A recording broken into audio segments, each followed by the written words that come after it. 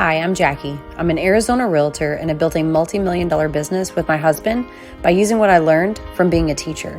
Now I'm bringing the steps I took to leave the classroom and become a top producing agent and team owner. So grab your coffee, your cherry vanilla Coke, or maybe even a cocktail, and let's begin.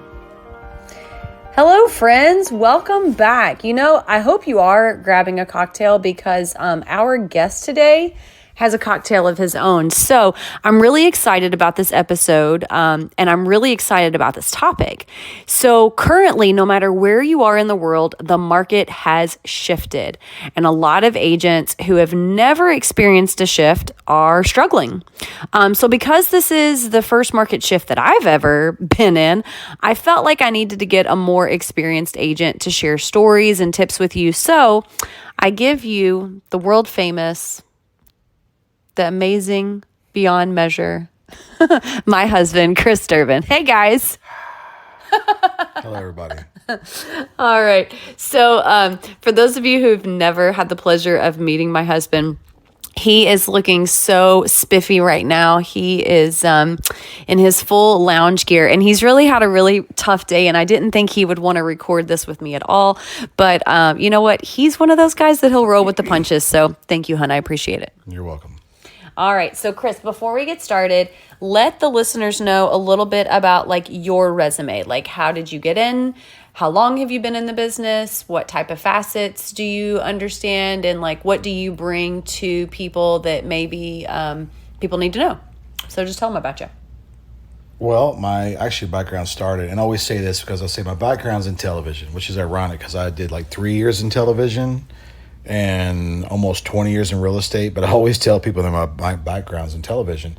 And I guess that sounds cool when I say it, but realistically speaking, it was not nearly as cool as I thought it would be when I was in it. But it does offer some layers of marketing and understanding, the idea of quote unquote eyeballs, getting more people to view your properties and whatnot. But got in the business. I had a couple friends that started a business, a mortgage business in 2003 or 2002, and they asked me to come along, and I thought the mortgage business was probably the most dull business you could possibly get in, especially given the fact that they operated out of the back of a cash advance store and pawn shop.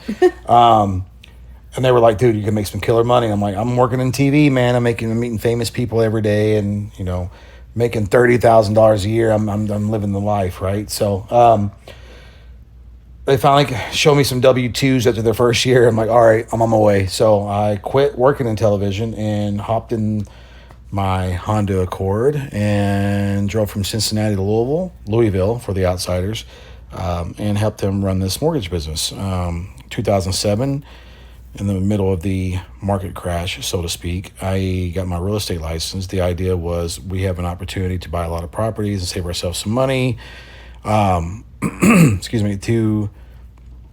buy a lot of flips and rentals and whatever else. So anyway, so I during that time, I was able to train a lot of people in mortgages and sales, and it was okay. This wasn't for me. It's just I cannot be stuck in an office. So around 2010, I got a real job, so to speak, selling farm equipment, which gave me an opportunity to really start diving into some land deals and understanding the idea of the relationship, so to speak. So I quickly built a giant empire selling farm equipment and land, using a relationship platform. And then 2017, decided to get back into residential real estate, using a lot of those tools that I had picked up through relationship building and understanding what farming was literally, and was able to apply that figuratively to real estate, in terms of growing my business and understanding the way to nurture it, to get the soil ready, to plant your seeds, to make sure you're watering it. And a lot of those things we don't talk about in real estate because it just doesn't sound appealing when you're like, okay, make sure you nurture, make sure that you're grabbing your shovel and digging and all this stuff. But, at the end of the day, it's real estate is very much a relationship business. If not, that's probably the biggest key to real estate and being successful in real estate is relationships. And that's pretty much been the backbone of my business since I've gotten back into residential. 2017 from now, we have grown probably, I don't even know, 2,200%. Yeah, it's been crazy. It's been pretty dramatic, so to speak. So, but again, it goes back to it's just pretty much like, relationships are currency in any business. At the most part, it's like if the more relationships you have, the more opportunities you have, and the more you're able to help those people grow in whatever they're doing, and while you help them grow. I mean, it's very much like, let's go back to the farming situation. Like, we live in a very symbiotic situation.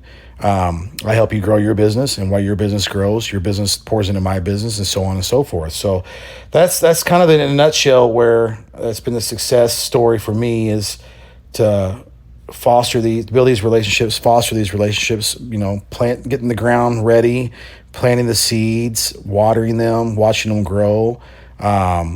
It's a pretty unique situation, and we're really excited because we sound excited tonight because it's 9:00 at night and we're ready to go. But it is really an exciting business to be in if you do it the right way and if you have the right mindset. Well, you kind of talked about it. And I mean, I feel like most of the people who've been lifelong listeners, they kind of know the niche that we're in with real estate. And Kris alluded to it. But we truly, we want to help other businesses, whether they're teeny tiny small businesses just getting started, or a mom and pop business that's been around for a while and a lot of people know the name. And I think that's one of the things that I've kind of learned alongside my husband, because I didn't come from a sales background. I knew nothing about sales. I knew the whole idea of sales. I knew that you had to be able to speak to people. You had to make sure that they liked you. You had to show that you were someone that they wanted to talk to, because I mean, you could take a dime and take a rock and hit a realtor. What's the saying? Don't throw rocks at realtors. Never mind. Let me not say that. At least in the state of Arizona, if you throw a rock in any direction, you'll hit a realtor in the head. Oh, okay, there you go. Okay, but don't go around hitting realtors. But the point is, you really do have to find a way that can make you stand out from the rest. And right now, we all know, no matter where you are, the market has shifted. For a long time, you didn't really have to have a lot of experience pricing homes, I would say, because inventory was low. Would you agree with that? Inventory was low, so that kind of contributed to it. Interest rates were low. A lot of people were able to purchase homes. We had a lot of buyers, but now the market has shifted. So, Kris, what are some tips that you would give? Because I feel like we're going to have we had a mass entrance into real estate, especially during COVID. And I feel like in leading after the beginning of the pandemic, and I feel like now we're going to have a mass exit. So those agents who are licensed and now they're kind of sitting there twiddling their thumbs going, well, now what? What are some tips that you could give to them that would really help them survive, I think, this shift? I mean, it always goes back to your relationships. How many relationships do you have? And I say that because it's so cliche, but at the same time, think of it like this. You're in a business where it's one of the top 5 things, right? Where people do. People are born, people die, people get married, people get divorces, people have babies, and people buy and sell houses. So that's 6 actually, but whatever. I was counting. Anyway, so, when you're in a situation where people always got to have the necessities of life, they got to eat, they got to wear clothes. I mean, hopefully, right? They have to have shelter over their heads. You're always, with the more relationships you have, the more opportunities you're going to have to be successful in those key areas. I have a buddy of mine who's a funeral director, and he always laughs like the business is dead, but it's booming, whatever. But that's a horrible joke. But at the end of the day, people are born, people die, people get married and get divorced, people have kids, and people gotta have a place to live. And if you find a way to dig in and get around people, get associated with people, get involved in your neighborhood, get involved in your school, get involved in your church, get involved in whatever you can get involved with, and the more relationships you build. I mean, sometimes, it's very hard for people in a lot of cases because they're introverted. They don't want to make relationships. They don't want to make friends, but overall, just pour into people, be there for people outside of real estate where, You might be there you might be the person who brings the cupcakes to every event to your school. You might be the person who is the caregiver for your children at church, or whatever the case is. So, if you can find a way to foster and build relationships, you're going to be successful. And at the end of the day, that's what it comes down to. I mean, this business is solely based on who we know. And as far as goal setting is concerned, and I tell these people, you got to dig, claw, and scratch no matter what. And for my own team, and this is for everybody out there, is like, you have to have measurable goals, right? And it's very hard to measure. I mean, especially it's hard to micromanage yourself. It's hard for us as team leaders to micromanage our team members. But think of it like this. Find a way to get belly to belly with one person a week regarding your business. And what I mean is find a way to meet with somebody who is possibly buying a home or possibly selling a home. Get in front of them, sit down, have a conversation about their goals. I don't care if it's a week from now, if it's 5 years from now. Have a conversation with people about what their real estate needs could be. And that doesn't matter. You can call leads. You can call your buddies. You can go to church and talk to people there. Say, look, get in front of somebody, get a one-on-one with somebody every single week. You do that 50 times a year. So 50 weeks out of the year, consider you take 2 weeks of vacation. So 50 weeks a year, you meet with 50 people, right? 50 people turns into 20 transactions. That's a 40% conversion rate. There's data that supports that figure, whatever else. So 50 meetings once a week with somebody face-to-face is going to equate to 20 business transactions a year. 20 business transactions a year will feed your family and feed your grandkids, and it can build generational wealth. It sounds simple, right? But it's work. Yeah. And it's digging and clawing and scratching. And there's a story. I can get into it if we have time for it. But there's a story about perseverance, and there's a story in the Bible about perseverance. There's a lady who, in a huge crowd where Jesus is walking around in, and everybody knows who Jesus is. I don't care if you believe him, serve him, whatever else. Everybody knows who he is. So there's a story in the Bible where this lady is clawing and scratching her way through this crowd because she desperately needs some healing and desperately needs something to change in her life. And she's crying on the ground, and she's pulling people away, and she's tripping people over, and Jesus is walking away, and she just happens to reach at the farthest she can reach, and she grabs the hem of his garment. And he caught that immediately, and he turned around, and he's like, who touched me? And he finds her, and he's like, you're healed. But it took that perseverance, and it took that little bit of faith that she had. Like, I am going to get what I want out of this situation, whether it kills me, whether I get stomped. I don't care who I have to push out of the way. I don't care who I have to trip up out of the way. I need this change in my life. And you got to have that perseverance, no matter if it's real estate or whatever else you got to do. But find those ways to get a meeting once a week with one person once a week. That's 7 days. If you can get one meeting in 7 days every single week for 50 weeks, you'll do 20 transactions a year. I like that. And I really like the fact that you're telling people, like, okay, because a lot of people will be like, well, where do I find these people? And here's the thing, when you get into real estate, nobody comes and knocks on your door. Everybody's a customer. Nobody's going to come to your house and knock on the door and say, ooh, I heard you're a real estate agent. Will you come and help me, buy my house or sell my house or whatever with my house? And so you really do have to go after people. But, guys, especially the people who are listeners, I know most of you are teachers. It could be someone at your school. It could be a parent.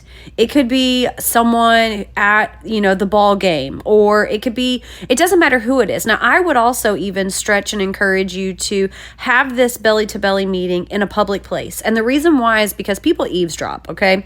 They shouldn't eavesdrop because it's rude and impolite. However, people do. And when other people around you hear you talking about real estate, their ears are going to perk up. They're going to listen to what you have to say. And they may even be encouraged to come over to you and say, hey, I'm thinking about buying a house. Could I get one of your business cards? So always have that with you. One of the things I did want to ask you, Kris, because I've had lots of talk about this. I've had a lot of messages about it. I've already given my opinion, but I kind of want to know yours. There's a lot of people who say, do not join a team. You're going to be giving this team leader all your money. Now, guys, I'm telling you right now, do Kris and I have a team? Yes, we do. Okay. But obviously all of you can't come and join our team. Okay. But what is your opinion about that? Because I know you have done business as a solo agent in a very small office. I know you have been on a team. I know you have been a solo agent within a brokerage, like a big brokerage, and now you're a team leader. What do you contribute your success to? A lot of it's market based. So, for me, moving to a new market, solo agent, solo dolo, who's been doing this and understands the business very well, coming to a new market, join a brokerage, and I'm joining a brokerage as an independent agent, right? It took me all of 3 months to realize I need some support. I need to find somebody who can pour into me some tricks that I don't know about in a new market. Not only that, is to bring some energy to my game, to keep me accountable. And I mean, I came from someone who's been 11 years in the business, and I joined a team after being a solo agent for 11 years. So that's as an experienced agent, right? But as a new agent, oh my God, there's a million ways you can make money in real estate. There's a million ways you can make money in real estate. But the thing is, how do you know which ways can make you money in real estate?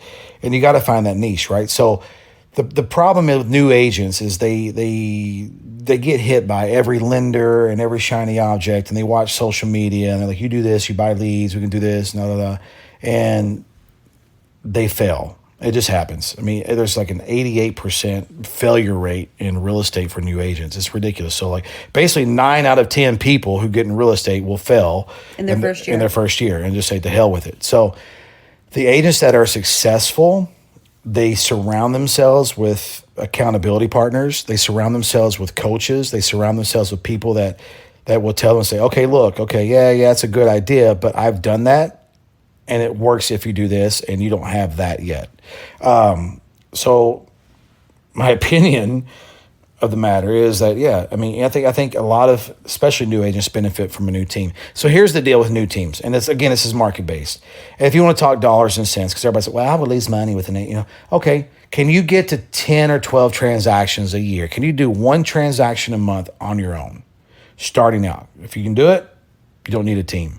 You have a good database. You already have all that stuff laid out for you. You have the tools and the training and the scripts and all that stuff ready to go. No, don't worry about it.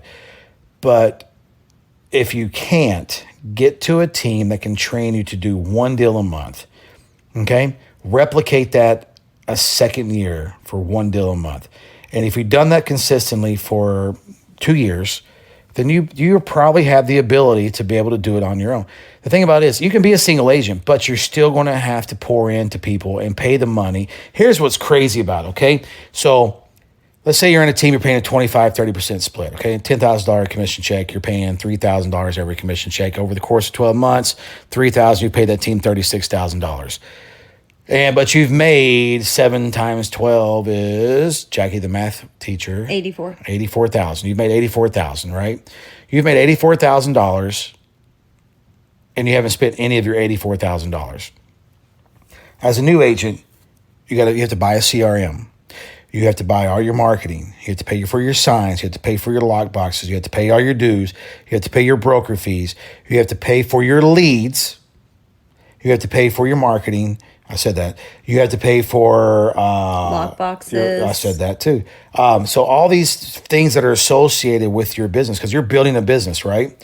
You're a business owner. Well, as soon as you get your real estate license, you have immediately turned into a business owner. With businesses comes expenses. You have to pay your E&O insurance. You have to pay taxes out your butt. So let's say you make $120,000 a year. Out of that $120,000 a year, probably a good 30 or 40% that you have spent in building your own brand and all this other stuff, right? And all the things and all the tools necessary. So at the end of the day, the money that you spent as a solo agent and scrapping and working your butt off to learn the business and learn how to run a business, you could have poured into a team who already has these tools available for you. and they have these tools available for you. And they're like, look, we want, as team leaders, like, we don't want you to stick around. And it sounds terrible. Like, I'm not here to have you stick around with me for 3 or 4 years. I'm here to train you, get you up to 10, 12 transactions a year, replicate it. And if you can do it again, you know what? You're good enough on your own. And now you have all the tools necessary that you in the training that you paid for. I mean, not to mention the coaching, the classes that you go to, the events that you go to, those all cost money. So really, the money that you spent joining a team is really not much different than what you would spend on your own. Except when you're on your own, you're not doing the production that you could do with you have a team leader and team members that are pouring that energy, pouring those resources into you. Yeah. One of the things that I really believe is, because Kris alluded to like that magic number of 10. In your first year of real estate, if you let's say you do join a team, okay, and for whatever reason, you close like 15 transactions in that first year. Look at those 15 transactions that you did and look to see where those leads came from. If all 15 of them came from the team, you're not ready. And it's almost kind of like fishing, okay? I can go fishing on my own when I can bait my own hook, cast my own line, reel in my own fish, take it off the hook, clean it up, fry it up, and eat myself. Until then, I'm not ready to go fishing alone. Because guess what? What happens if, the hook gets stuck in the fish's throat? How am I going to get it out? What if, I cast my line and my hook goes up in the tree? What am I going to do? What if it gets caught on a log? Like, there's all these different things that can go wrong. And if you still are not ready to go solo, there's really no rush. But Kris is right. All teams are different. They all offer different things. A team that is wonderful for one person may not be what another person needs, and vice versa. So anyhow, well, Kris, I do thank you for being on here, hun. I appreciate you getting on here because a lot of the times the questions come in and I can answer them, no problem. And this was one that I hadn't totally experienced. So I wanted to have somebody else on there. So thank you. You're welcome. All right, guys, if you are thinking about a switch to real estate, well, you know what? I would love to support you. I would love to bring you into our collective group of agents. We have partners in multiple states, and through our coaching and our training and support, they are actually leaving the classroom and going full-time into real estate. But maybe that's not what your goal is. That's fine. Guess what? We will also help you and supplement your training, even as a part-time agent. Your income, you can save for the future. But guys, let's connect and chat on ways that I can help you reach your goals. Going into real estate can seem scary. Starting something new can be a challenge, but you, the one person listening on there, you keep the attention of 24 to 32 children a day for 7 hours. You maintain peace in a sea of hormones and body odor. You can do this, and I'm here to help. Make sure to follow me on Instagram at Jackie Durbin AZ. Also like, share, and rate this podcast. And if you need help or you have state-specific questions, reach out to me, and I would gladly help. And guys, if you are a teacher and you are rocking both teaching and real estate, I want to get some stories. I really want to start this new thing called mini-sodes. And what it will be is ways to celebrate teachers who are rocking education and real estate. So if you've got a story, send it in to me. Thank you for listening, guys. I'll see you next time.